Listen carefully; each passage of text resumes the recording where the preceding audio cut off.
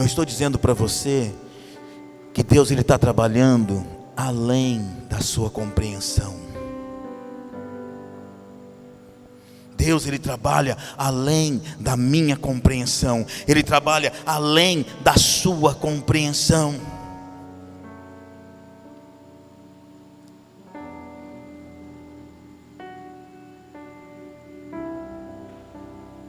Por isso Deus manda Jeremias na casa do oleiro para ver a obra que Deus estava fazendo. Quando você desce na casa do oleiro, você começa a ter revelações daquilo que Deus está fazendo na sua vida e daquilo que Ele vai fazer. Quando eu desço na casa do oleiro, eu começo a entender essas coisas, porque se Jeremias não desce na casa do oleiro, ele não ia entender, ele não ia ver que o oleiro já estava trabalhando na sua obra.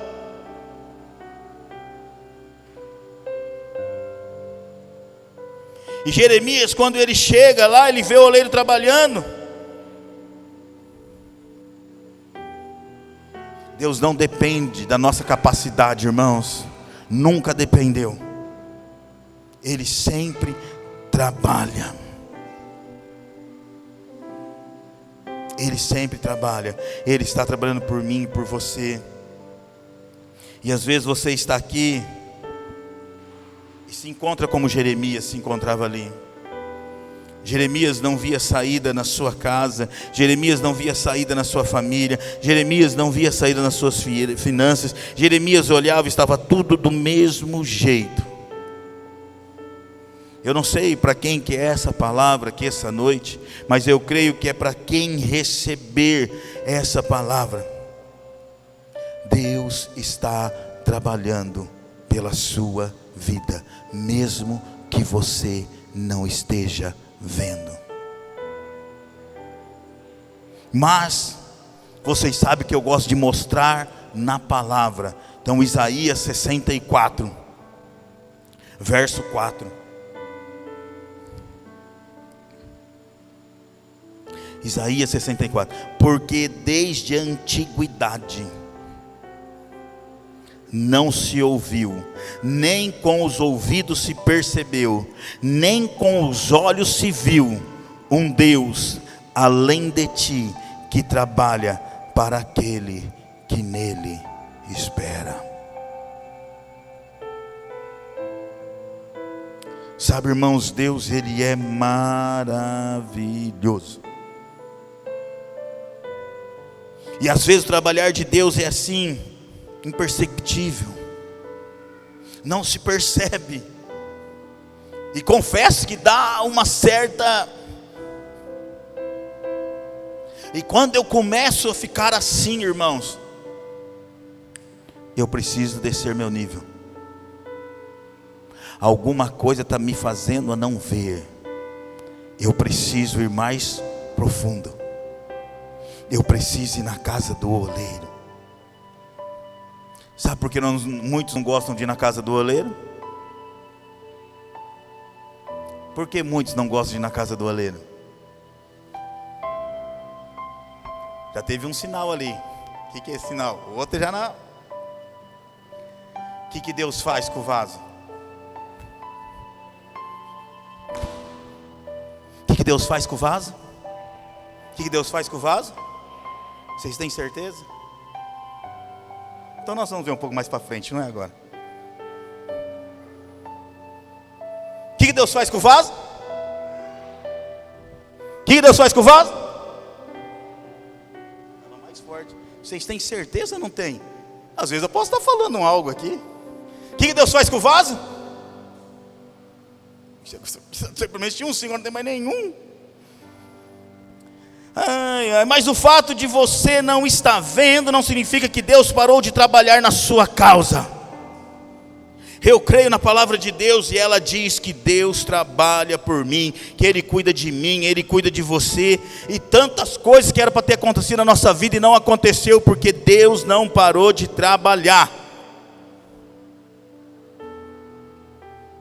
Deus está trabalhando por você agora, sem você ver.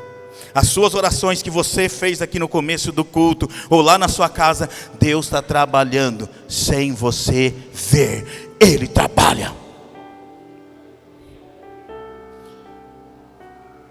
Jeremias não vê nada de extraordinário, mas vê o simples. Não existe nenhuma fonte de fé genuína que não seja a palavra de Deus para as nossas vidas.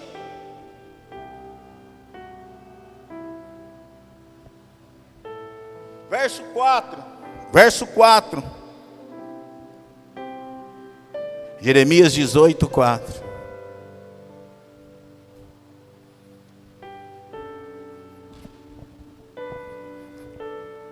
Quem quebrou o vaso?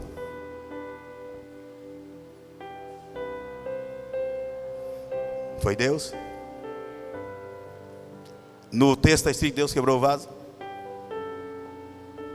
Quem quebrou o vaso? Você já pegou alguma coisa na sua mão que você não queria que quebrasse e quebrou? Então não é vontade de Deus quebrar o vaso. Mas a gente sempre fala: Deus gosta de moer o vaso. Deus não gosta de moer o vaso. Deus gosta de renovar o vaso. Em nenhum momento Deus quebra o vaso. O vaso se quebrou enquanto estava na mão do oleiro. Aí eu fui atrás no original. Sabe por que ele se quebrou? Porque o barro estava podre. Quando leia a palavra, leia para entender, porque é ali que Deus fala. É aqui que Deus transmite a sua palavra. Já teve vez de eu pegar um copo na mão e ele se quebrar, mas a minha intenção não era que ele quebrasse. E é justamente quando quebra aquela caneca que você mais gosta. Não é? Aquele que você não gosta não quebra. Aquele que você gosta, você vai com aquelas canequinhas tomar leite, a orelhinha cai. Aí você manda Super Bonder, não tem jeito. Quebrou-se o vaso quanto estava nas suas mãos, porque não tem sentido, irmãos, o oleiro gastar tempo com um vaso que ele gosta, que ele ama, e ele fazer aquilo para depois quebrar. Não tem sentido Deus dar a vida dele por nós, vasos de barro podre, para ele ter o prazer de ficar moendo. Ele fez isso em Cristo Jesus. Não tem prazer Deus, e ele estava trabalhando o que? Na sua obra, diz a Bíblia.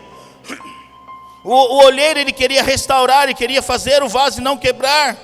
Deus não tem prazer nenhum nas nossas tragédias, nos nossos problemas. Deus não tem prazer nenhum naquilo que acontece na nossa vida que não é bom.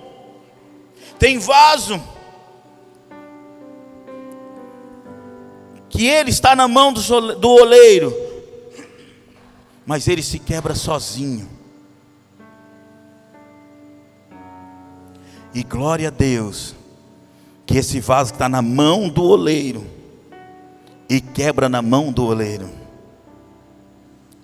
O ruim é quando ele quebra na mão daquele que não é oleiro. Aqui Deus está falando de um povo que era o povo dele. Deus está falando de nós, que somos vaso de barro, mas devido ao pecado, o nosso barro está podre. Devido ao pecado, o nosso barro não é um barro perfeito. E Deus diz: mesmo você nas minhas mãos. Eu estava falando para Jeremias: Jeremias, esse povo está na minha mão, e ele se quebrou, Jeremias. Às vezes você está nas mãos do Senhor e se sente como um vaso quebrado, se sente sozinho, envergonhado, envergonhada, humilhada, humilhado, machucado, pisado, pisada.